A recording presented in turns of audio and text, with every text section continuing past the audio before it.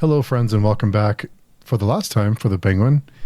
We are here to discuss Season 1, Episode 8, A Great or Little Thing. And once again, I'm here with Jarrod. Jarrod, how are you doing? Hey, I'm good now. We're here. We're going to talk about the Penguin. So we're all good. Even though I was right, it was a rough episode. Yeah. So I think the pacing, I don't know if you agree with this, but the pacing felt a little bit off. Oh, yeah? For our last episode, I guess. Rushed or slow? What do you think? I felt like it was kind of rushed, and then it was slow in the middle, and then it was, I wouldn't say rushed at the end. I think it was just right the last quarter or so, but in the middle it was I think it sagged a little bit.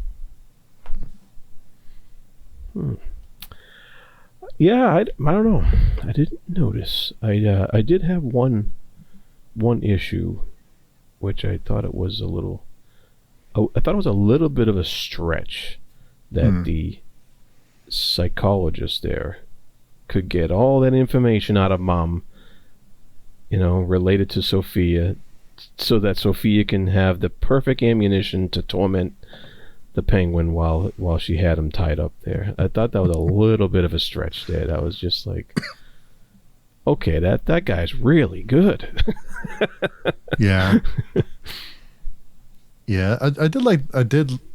So yeah, I think it was a little bit fast, but I did that whole reveal with the mom knowing or figuring out. Oh, the reveal, the fact that she knew the whole time, and I did like the reverse view of their night out, and how, I guess that was playing in her head, what she was telling them, but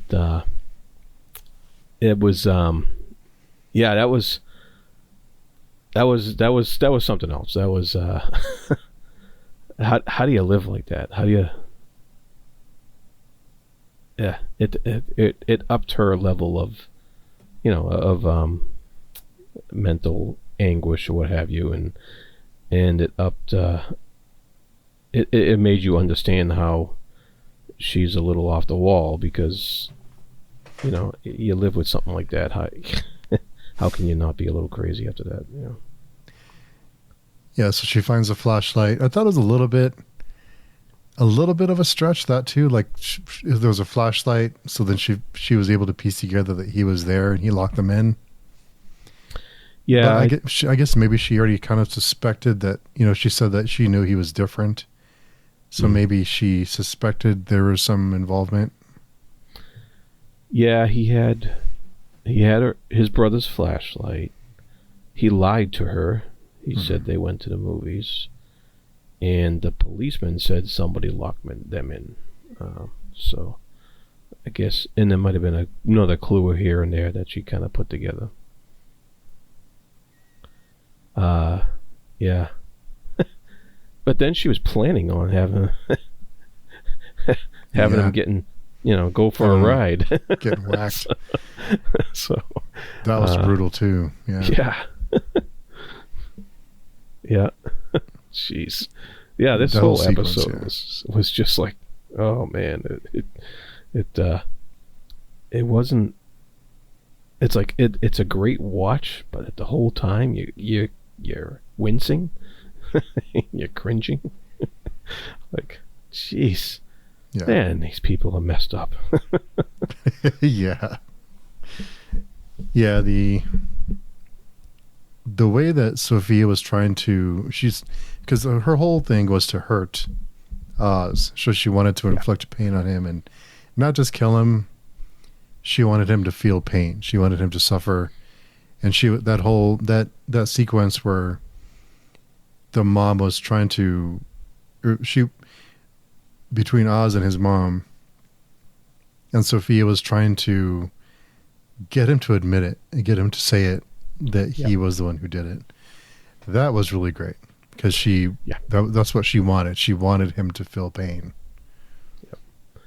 Yep. And man, he really holds out, doesn't he?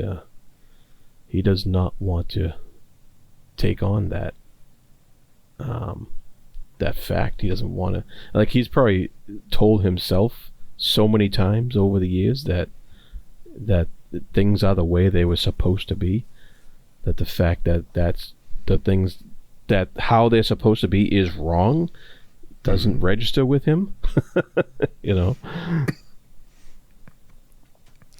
Yeah, I wondered if he, for a minute there, when he kept denying it, I wondered if he had convinced himself he didn't do it, if he blocked it out somehow, or if he really didn't do it. I thought maybe there was some kind of misunderstanding, but I think that's how convincing he is, even from someone who knows what happened. I still started to wonder, did he really do it? Like, because he still denied it up until the very last moment. So he's committed to the bit. Yeah, but we know he did it because he repeats that act with Vic at the end, basically. He has this thing about family that's going to outshine him. Vic did a little too well. And that was a little too much for Oz. He can't take that. And that's the correlation right there. That's, his brothers were doing better than him. They're gone. Now Vic's doing better than him. And Vic, made the big mistake of saying, "You're my family." Oh, you're gone. You can't be a better family than I am. So. Yeah. Yeah. So I also thought he did it to Vic because it's a vulnerability for him. So I think he started to see him too as family, or as someone who he can count on. And he knew from what happened with his mom, it put him in a compromising position. It was a weakness for him. Yep. And for him to run the city, he can't have a weakness like that. He can't have someone who who someone else can get to and hurt him. He wants no ties to anyone, or to anyone that'll make him vulnerable. Yeah. And he's so criminally insane, he doesn't understand that Vic was also a source of strength for him, because it was Vic who was looking for him. It was Vic who gave him that pep talk after all that crazy stuff went down, and said, "No, you can do this. I believe in you. You can do this." And it was Vic who urged him to keep fighting, and who urged him to think of something else. And Oz did. He thought of another plan. He went and smoozed a councilman there, and that was another angle. And so it was it's just so tragic that Oz could not realize that Vic could be a strength rather than a hindrance, and and something that can be used against him. Yeah. That Vic saved him, not only just so many times. Vic saved him, and for him to go out like that, I thought he would go out in a more heroic way, or I don't say he's a criminal, so I can't say it's heroic, but in a way to sacrifice himself, or he would do something for Oz, or he would do something to save Oz from dying somehow. But I did not see that coming, and that scene is drawn out. Oh yeah. He takes a while to die, and that was really rough. Yeah, it was. Yeah, I can't say my wife was happy with that at all. It was rough, but then it actually just made sense, considering everything that went on and Oz's character and all we know about him, and it was so powerful. It was a very powerful scene. Just a look on Oz's face, and that he looked like the devil himself. I mean, it just, man, it was brutal and powerful, and it was well done. Yeah, I think you make a good point about it making sense, because a lot, or I shouldn't say a lot, but some TV series and some movies they try to have this big moment, or they try to have this meaningful death, or someone be killed off and have it mean something, but it doesn't, it's not earned. This was definitely something that was earned and made sense. Yeah, I agree.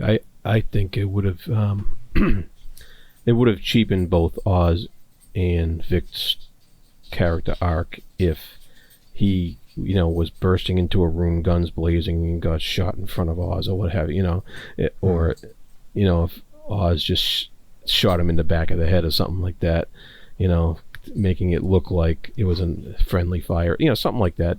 I think it would have cheapened it. I think the way it went down, it was personal, it was family, it was close and dark and disturbing, and it really paves the way for Oz to be the ruthless Batman villain that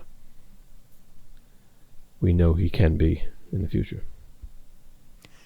And I wonder too if that was something that the creators did on purpose, because I think throughout the show, the Penguin, for as ruthless as he can be, over the last 2 episodes, I think I kind of wonder if they made it a point to make him not sympathetic at all, because I think in the first 5 or 6 episodes, for as shitty as he can be, you can almost sympathize with him sometimes. With he's trying to he looks out for his mom, and he's looking out for Vic, and he's taking Vic off the streets and kind of giving him a different life, even though it's a twisted version of kind of taking him off the streets. But I kind of wonder if they just wanted to remind everyone, this is not someone that is sympathetic or that you want to root for.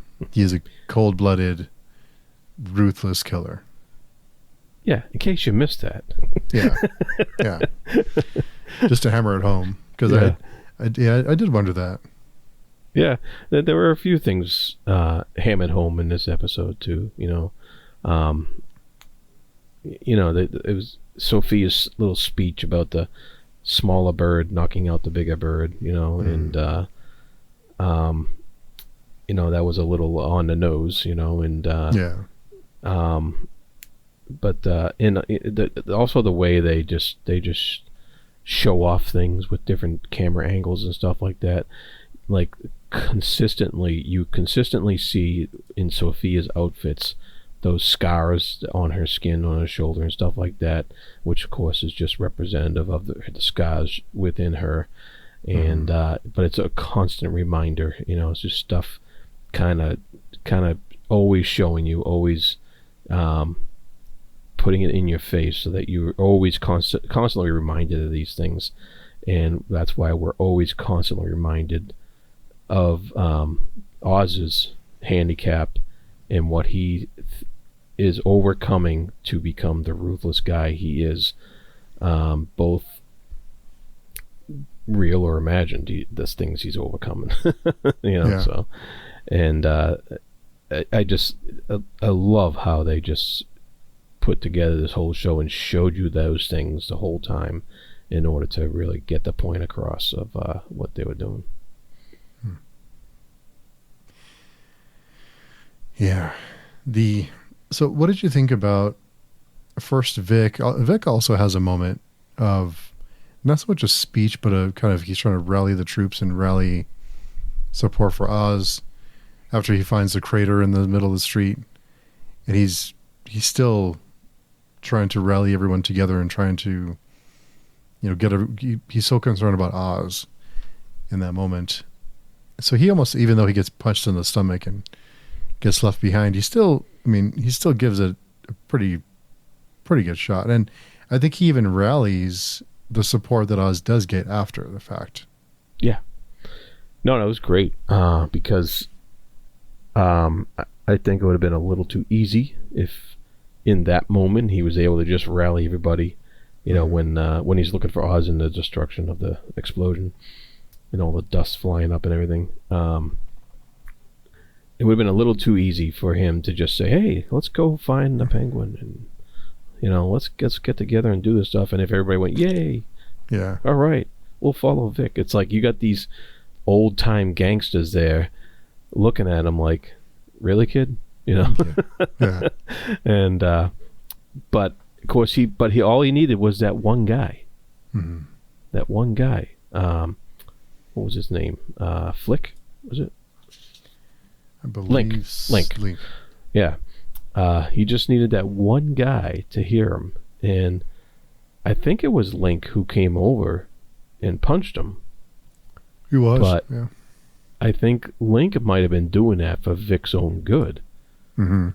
You know, to shut him up, yeah. Shut him up, and because he probably knew that these guys were never going to rally around a kid, and so Link, of course, gives him the call later, which allows for the whole plan at the airport with the plane. Yeah, with Fang. Where did you suspect that Fang was in on it? Because I thought Fang was in on the gag. I thought he was in on the plan. It turns out he wasn't, or at least if he was still killed after. Because it sounds like he was in. He really thought that he was turning Oz in and taking over Sofia's empire. Which one was that?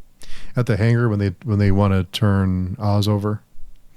Did he know that there was an ambush, or did he think he was actually turning Oz in? Who? Fang Zhao. Oh, that guy. Yeah, Mm-hmm. I don't think he was in on it. Okay. Because he's like the almost the elder amongst them, Right. And I have a feeling he was gunning for, as a partnership with the families, Mm-hmm. which because throughout the whole series, him and Oz were always kind of at odds a little bit, and I don't think he liked how Oz did stuff. He's always voicing his disapproval over some of the schemes that Oz came up with, and his concern over pissing off one of the families. So yeah, I don't think he was in on it. I think that was all through Link and Vic and Oz himself, because that smile he gives. Yeah. Where you're like, oh, what's going on here? Yeah, that was great. And Sofia knew pretty quick. She knew something was up. Oh yeah. As soon as she saw that look, yeah, she knew. She's quick. Oh yeah, such a great character. I hope we get more of her in the movies. Yeah, well, they gave us a little reminder connection at the end. Yeah. Of the episode there of her connection with Selena Kyle. Yeah. Which I totally forgot about. Yeah. So what did you think about? Okay, so they get the underlings to take over every the different gangs to kind of the little bird takes over, and they want their chance. They've been kind of pushed aside all this time, and now it's their time to shine. What did you think about the scene where Oz drives Sofia out and he has her at gunpoint? Because the first thing is, did you think he was going to shoot her? Yeah. I was definitely worried about it. So was I. Yeah, no. I think he was. I thought at the time. I thought he was. I thought she was gone. I really did. But then he offered her up to the councilman though. Mm-hmm. So we should have known. Should have, yeah. We should have known, but I thought this is it. He's going to kill her, and this is the end of her story.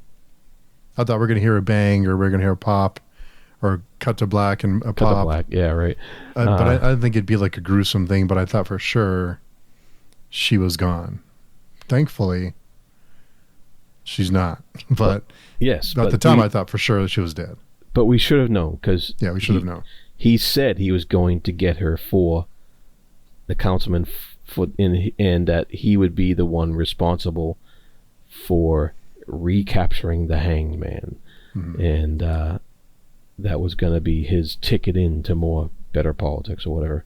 And Because the councilman even asked him, is this going to be on the up and up? Is this for real? And the Penguins told him, this is clean as a whistle. Yeah. And I'm like, really? Yeah. But he told us that's what was going to happen, and that's what did. Mm-hmm. And I think as far as the battle between Oz and Sophia, I think her going back to Arkham is worse for her than dying. That's the ultimate revenge to send her back there. The place where she lost her mind. It's her personal hell. Yeah. I think she would have rather died. Yeah. And that was a beautiful parallel because both of them ended up in their personal nightmare. Hers was going back to Arkham. That's the worst thing for her. He is now never going to get his mother's approval. Ever. And that was his nightmare. And I thought that was a great parallel, that they both really ended up in places they didn't want to be. We'll get to the mom stuff in a second. But so I did really like, so I'm glad Sophia's alive. Yeah. Seeing the doctor come back in and give her the letter. Dr. Rush, I was encouraged because I think Rush is there to eventually get her out. I was thinking the same thing. Yeah. I think there's something else going on there. I think they're too tight for him not to be there for her in some way. I still think he serves her. I think he's still committed. I guess committed, or he's still, he drank the Kool-Aid. He wants to help her. Yeah. And I love the Selena Kyle thing. I thought that was really cool. We didn't get a whole lot of that, and I think it was just enough. Because I think if it's too much, then it becomes kind of whatever. But it was just enough to be like, that kind of gets your attention. Yeah, and it's we didn't get a whole bunch of it because we knew that Sophia wouldn't be aware of that. Right. And this is was a lot from her perspective, this whole series. And because, her father messed around with a whole bunch of women. And so we knew that Sophia wouldn't be aware of it. Mm-hmm. But as we saw in the Batman movie, Selena Kyle was very aware that Carmine Falcone was her father. Yeah. So it would make sense that Selena Kyle would be aware, of course, of Sophia and, a legitimate, quote, daughter of Carmine Falcone. And so, so that was beautiful. They didn't show specifically how Dr. Rush was kind of got his job back. Mm-hmm. I just take it for granted it was behind the scenes and what have you, and he probably wanted back in, and they probably need all the psychologists they can get in that place. Mm-hmm. Yeah, but I'm sure they don't have a line out the door around the block. Yeah. Yeah. And I like what you said. That was great.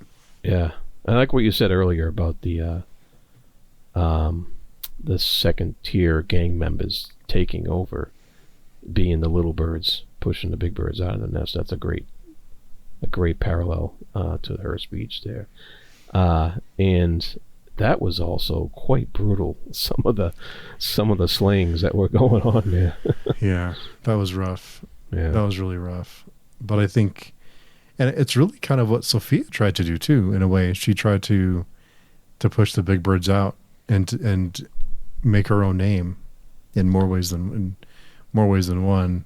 That is right. To blaze her own trail, and it's a little irony. It's a little ironic that happened to her. It led to her downfall. Yeah, those same events led to her being taken down. So, yeah, there's a lot of kind of full circle moments in this one. Absolutely, yeah. Yep, and the way she just completely destroyed her father's legacy. Yeah. Burning down the whole house. It was that was pretty cool. I think, because she was committed, because she promised whoever turned Oz in would get the keys, would get the house, would get the empire, would get everything. She just wanted to walk away. And that was almost like a last middle finger to everyone in that business. Like, here you go. Yeah. It's so. Yep. I think that was very, very fitting for her to do that and to just burn it all down. Yeah, I agree. And as when she said that, when she announced that, she had that crazy smile on her face and stuff, and something's up. Yeah, something's up. And yeah, you're right. When she burned it down, it was like, oh, okay. She's giving them basically nothing for handing over Oz. And she really doesn't have an empire anymore. All she had was the house and probably some assets, but she didn't really have a distribution network anymore because she lost that to Oz. So that was really the last thing that she had. She really didn't have much to give after that. Yeah, you're right. And the ironic thing is, her family, her uncle, wanted to send her off to Europe in the first place, and here she is, planning to burn it all down first, then go to Europe. Yeah. So, yeah. It's the irony keeps building here. It does, and I think the Selena Kyle thing came at the right moment because she pretty much has nothing left. I think all she has is Rush. Dr. Rush. Other than that, she really has no one. She lost everything. Yeah. Yeah, that's right. Another tragic end. Yeah. I really hope they bring her back for the films because she is just spectacular. And I really hope that they incorporate these same actors and characters in the next movie. I know there's some talk about it, how much it's going to incorporate storylines and characters from this show, but I really hope that they bring back the same actors and characters. In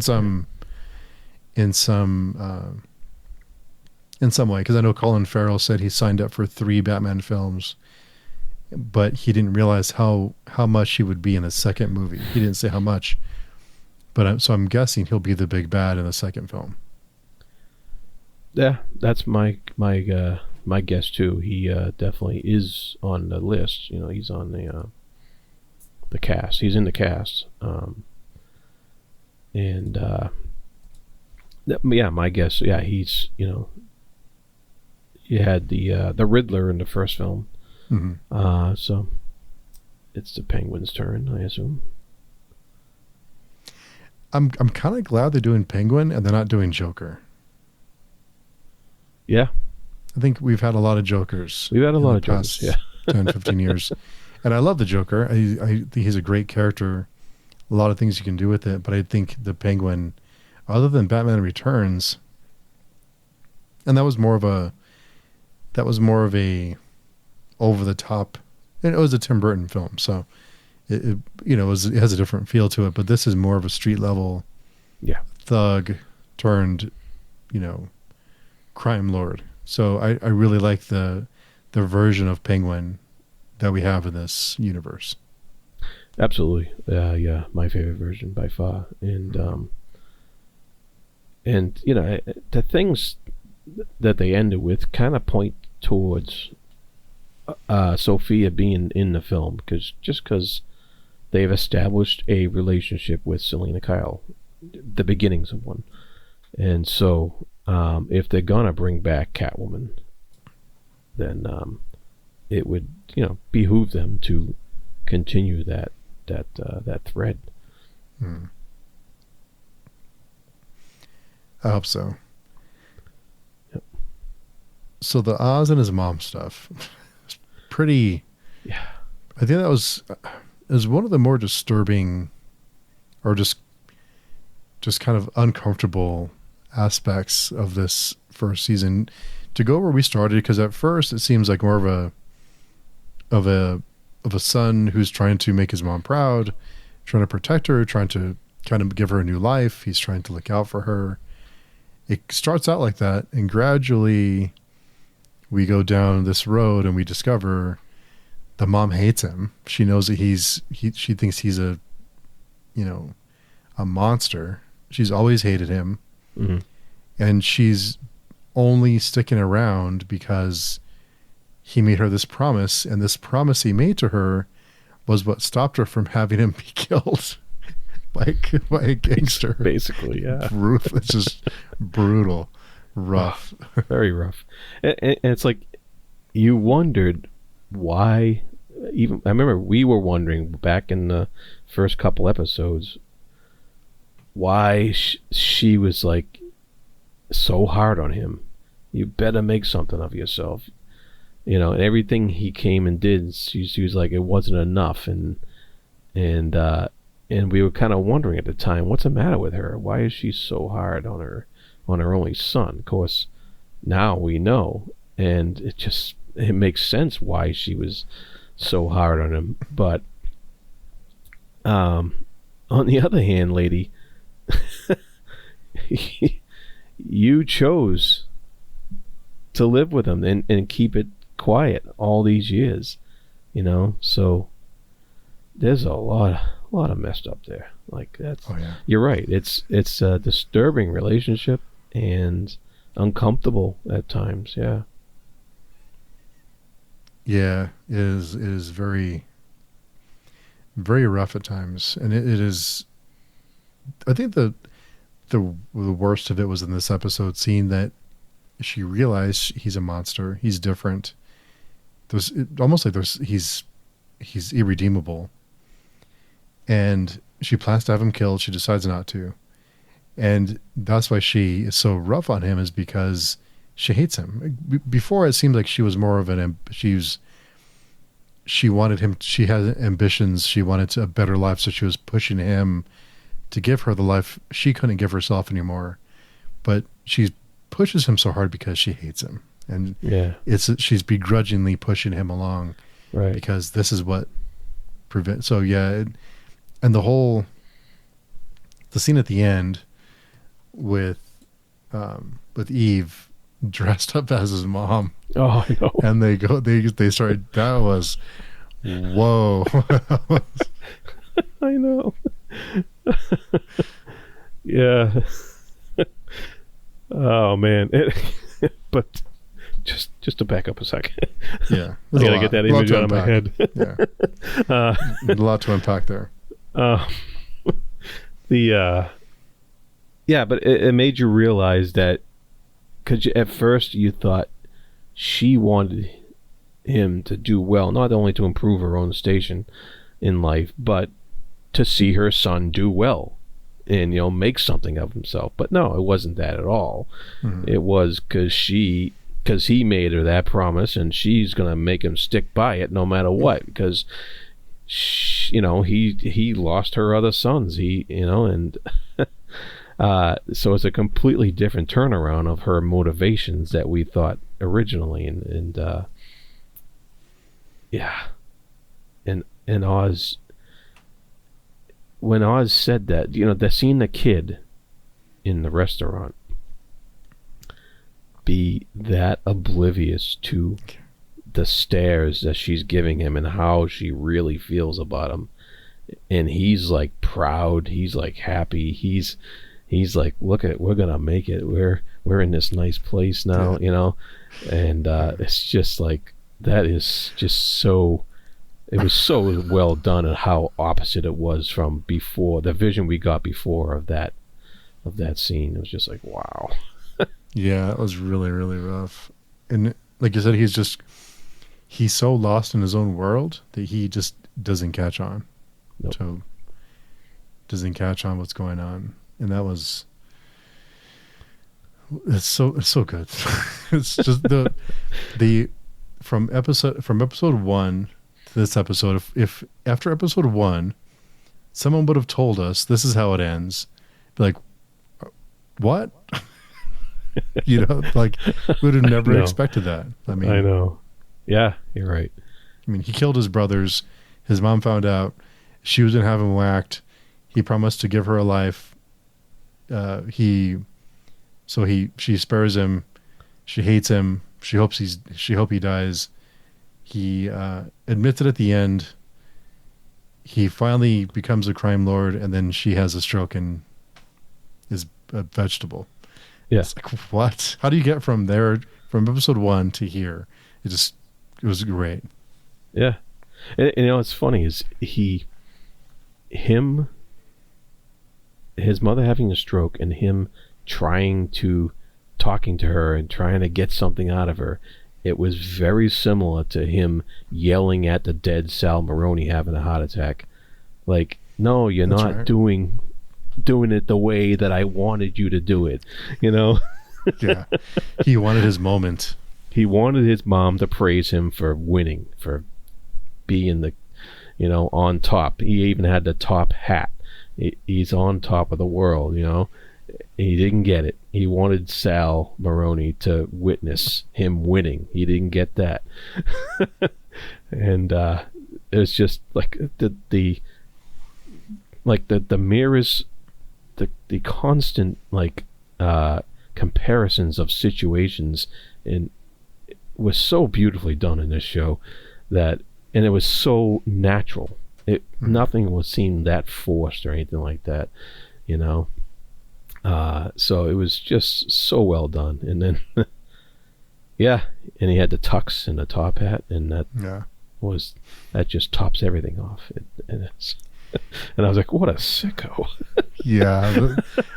By the end of it, but the last few scenes, you're completely on board with he's ruthless. I mean, yeah, because we see him from like a normal goon to where he ends up, and so yeah, it was a lot.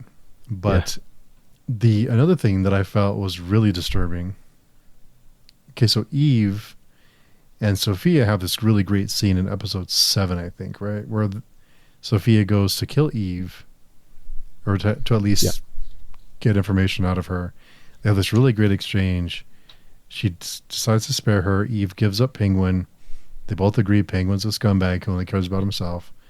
But at the end, she's there. And I think she's only there because she's basically a prisoner. That's what I was thinking too. Because I was like, if Eve is in the next movie, is she going to be betrayed as like the prisoner there? Just there for him, she's become basically a prop, a toy, and he's going to be using her for his, twisted thing of how the world's supposed to work, and he's going to be coming to her constantly for validation of everything he's accomplishing and everything he's doing. And the moment, I can just picture it in the future, the moment that she doesn't give him what he wants, it could end up very bad. Yeah. And I really am not hopeful for Eve's continued existence much longer, unfortunately. I guess it depends on how long she can pretend to be his mom. Yeah. As sick as that sounds. How long she can do that and how long she can do it effectively. Yeah, exactly. At what point does does a facade crumble? I feel so bad for her. That's rough. And she's wearing the clothes, she's wearing the dress. Yeah. Her makeup's very similar to his mom's. And the whole, tell me I did good. Oh yeah. Tell me you love me. Tell me I'm a good boy. That kind of thing. It's like, it's just like, wow, this is really uncomfortable. Yeah. So good though. So good. So messed up, but so good. Yeah. Yeah. So of course, I guess we have to talk about the final scene. What did you think about the bat signal? Perfect. That's all I wanted, was just that. Nothing else. I was actually looking when they zoomed out and they had them in the window. I almost expected Batman to be hidden somewhere, like like sitting on a ledge. I expected to see like a cape or something. A cape, yeah, right. Yeah. Kind of just him lingering and just not move, just there. I thought he's there somewhere, and I was trying to find him, but then the light turns on. It's like, okay, that's even better. Yeah, that he's just so we saw that distance from him. Yeah, we didn't need any more reminder than that. Right. That this was Batman City, Gotham City, and that was perfect because the whole series allowed for the Penguin to develop into what he became. That wouldn't have happened if Batman was more prominent in the show. Yeah. And just to have that, the signal in the sky at the end was just icing on the cake. Perfect. Yeah, that was perfect. So as a first season, 8 episodes, what is your take on the season as far as characters, story? What are your thoughts just in general? Yeah, I don't know how much I can gush more than I already have. now that we have bookends on it, like what are your now that we have a finale, because I always worry about how the ending will unravel, because it's tough to end stories. So I'm always a little bit worried about whether or not they'll stick the landing. Yeah. I'm trying to tamper down my joy at this series because I don't want it to be the recency bias and what have you. But I'm really having a hard time faulting anything in this show that wouldn't propel it to one of my top 5 shows of all time, because it's really good. It's really and good. I'm thinking of some of my other shows that I love, and I'm like, yeah, it's gonna be in there. Something's something's gonna drop out of that top 5, and this is one of them, I think. Yeah, I think it's one of my top. It's be my top lists, and again, it's hard to. It's tough when you just finish something. You have that recency bias, but I think it was really ambitious to do something like this, to take it to this street level. They didn't have Batman in it. They didn't really even talk. I don't think they even mentioned Batman.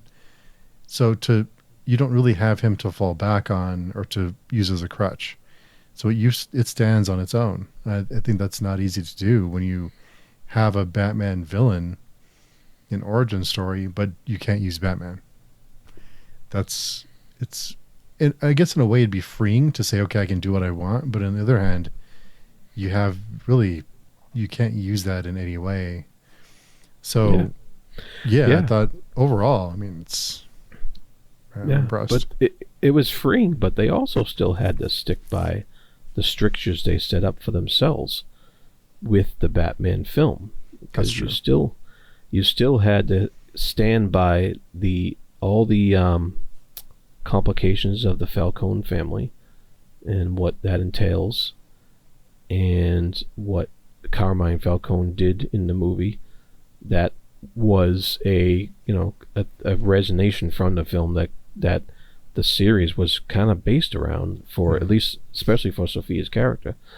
So you had that stricture. You had the setup of the catastrophe from the Batman film, with the water and the dam giving way and all that, destroying part of the city.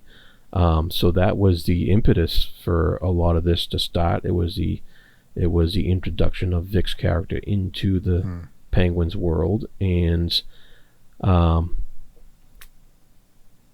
so the Riddler's actions weighed heavily especially on the beginning of the series. So they had certain strictures, but sometimes that can make creativity. When you say, all right, here's what we got, but we can do this, and we don't have the shadow of the Batman over this aspect of it, and so it was well done, and you know, I'm also wary that you know, having somebody talk about it with every week might also cloud my view and give it more weight than it might have normally. You know, because I was definitely a active viewer, actively thinking about everything as I'm watching it, so we can have stuff to talk about. You know, so I don't know if that plays a role in how high I view this series, but time will tell. Yeah, I think with all things like this, having distance and having time to reflect and unpack it, if it stands over in the course of months and years ahead, then we'll know. But yeah, initial out of theater response or kind of reaction is, yeah, it's really, really good. It's up there. It's top 10 for me. I think it's also, I think also when you have one season of 8 episodes, I think you have to grade it a little bit differently, or at least kind of compare it to things that are similar in length. Because if you compare it to something like Game of Thrones or Lost or Breaking Bad or The Sopranos, it's different because those had 50 plus episodes to tell their story, even more than that. So when you compare it to 8 episodes, I think it's a little bit different. But yeah, I mean, it's really, really good. Yeah, that's a good point. And I mean, I guess you could say it's one of the greatest seasons ever. You know, would it have been able to maintain this high level of quality if it was like a regular 5-season series or what have you? You know, we don't know. That's yeah. I think it's That'd be asking a lot. Yeah, it's a lot, especially with characters that are part of a franchise, that there's certain things you just can't do with them, or you can't. You know, there's a box that you're put in whenever you deal with the franchise or with you know, characters from DC or Marvel or any other established franchise. There's certain things you just can't do because there's so many. You know, there's limitations of what you can do. So yeah, I think it's overall. I mean, I'm really, really impressed. Performances too. Colin Farrell, Sofia, geez, I keep forgetting her name. Kristen Militoni. Yeah. Even Victor was really good. Yeah. Yeah. Top to bottom, I didn't really see. I don't really remember there being a weak link. Yeah. His mom. Right, Frances Cobb. Yeah. Frances Cobb. Yeah. Yeah. No, it was solid all the way around. Yeah. Fantastic performances. Fantastic camera work. Fantastic dialogue. So all around, every aspect of it, the choreography and everything, it's just impressed me. Yeah. Super good. Anything else you can think of for the first season? It's exciting, but it's also kind of sad. We're done with this one. Why is it over? Yeah. No,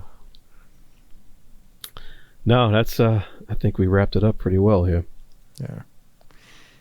So I guess it's a good time to mention, anyone who's listening, we are starting the Oscars project here in a week or so. The project is that we'll be watching every movie from 1960 on. We'll be discussing them every other week and having episodes posted about the same, probably every other week. So if you want to watch along, or you want to discuss with us, or you want to just follow along in the forum, come by and say hello at pagechewing.com and register. And yeah, we'll come in. It'll be fun. We'll be starting that here shortly. So another exciting long-term project. We don't mess around. When we commit, we commit. So that's right. Be a good one. Yeah, we'll be watching The Apartment first, and I got my little handy notebook ready for it. Nice. So in the meantime, where can people find you and your other content? You can find me at the Fantasy Thinker YouTube channel and you can find me on Speculations podcast, and we'll still be here on Film Chewing and an occasional Friday conversation or two. And also, you're also writing blogs for the blog with reviews and stuff. Yeah. I've been putting up book reviews lately. Yep. So check those out. Yeah. Well, cool. So until next time, thanks everyone who listened and watched along with us. It's been fun, and we will see everyone, or we'll talk to everyone very soon.